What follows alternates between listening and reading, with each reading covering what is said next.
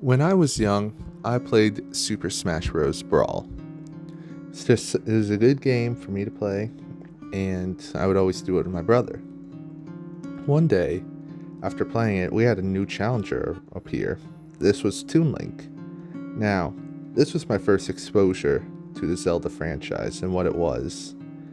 And once we unlocked him, I was already entertained by it.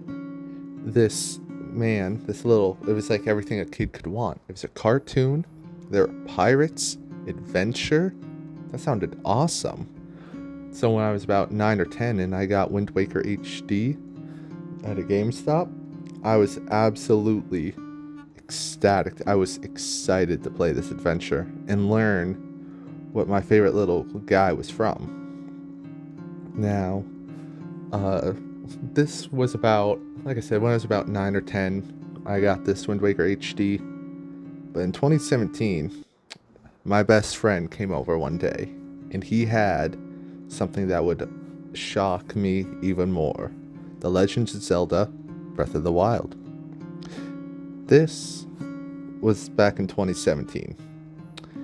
Since then, I've grown. I played legitimately every single Zelda game, and I've enjoyed them all. I'm just going to talk about today how much I've enjoyed not only the Zelda franchise, but, focus a little bit on Tears of the Kingdom. For those who don't know me, I'm Waning Moonlight, and I enjoy Zelda games as much as any other game I've played. So, like I said, I used to be more of a 2D fan of the Zelda games. I liked the Minish Cap. I liked the Link Between Worlds, Link's Awakening. Those were more of my things. Though Majora's Mask and Wind Waker were my favorites in general. But when it came down to it, I enjoyed playing on my Game Boy and stuff like that. But, as years have gone by, I've shifted it to more of realizing that the 3D games just had a little bit more of it to it. Because, as much as I liked the Zelda franchises, I think something that the Tears of the Kingdom and Breath of the Wild did best was the dungeon quests before the dungeon. Back for the 2D games, for example, I just recently beat the Link's Awakening remake. You would go beat a dungeon and you're just told, like, hey, there's another dungeon off to the left. You get there and you're like, it's locked. Because you didn't know you had to go do a 20-minute trading quest and then go to the other side of the map to find a key. Like, stuff like that is the reason why my favorite games shifted from enjoying the 2D to the 3D more. Because they were a lot more of just like, hey, here's a little mini fun adventure, but then it's time for a dungeon. A little more on task. In Breath of the Wild and Tears of the Kingdom, we're like, hey, here are these 4 areas, do them in any order, but you just gotta show up and they'll just let you go into the dungeon. That was a lot better in my opinion.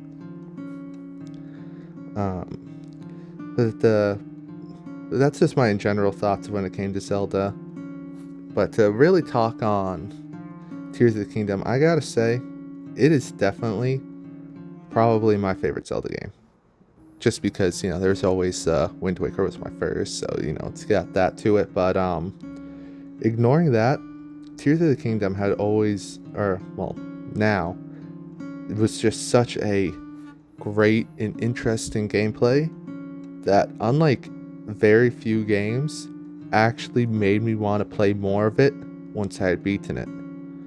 When I beat the Wind Waker, was actually the first game I ever beat for a second time, and that's just because I accidentally saved over a New Game Plus file on my original save file, and I was like, well, there goes everything, so I had to replay it. But Tears of the Kingdom, then I, obviously have replayed the Dark Souls games quite a few times, but Tears of the Kingdom was the first non-Souls game to make me like, yeah, I want to do more of this. I know there's nothing to do, but I'm going to do more of it. With that mindset, that's how I went and collected all 1,000 Koroks. After that, I actually called my best friend. We went to a Best Buy, and I ended up getting a small little, Korok plushie that they have just to commemorate the occasion. After I got every shrine, there's this little store near my mall where you could get replica swords, and I got the Decayed Master Sword as a commemoration for that. This game just made me want to do more, enjoy it, explore it. It made me want to go back and just have more Zelda.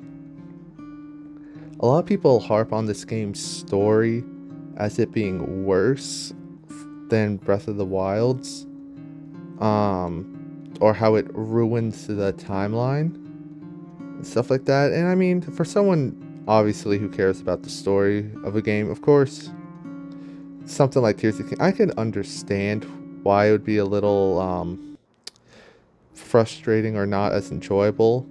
But to me, I actually really enjoyed this story.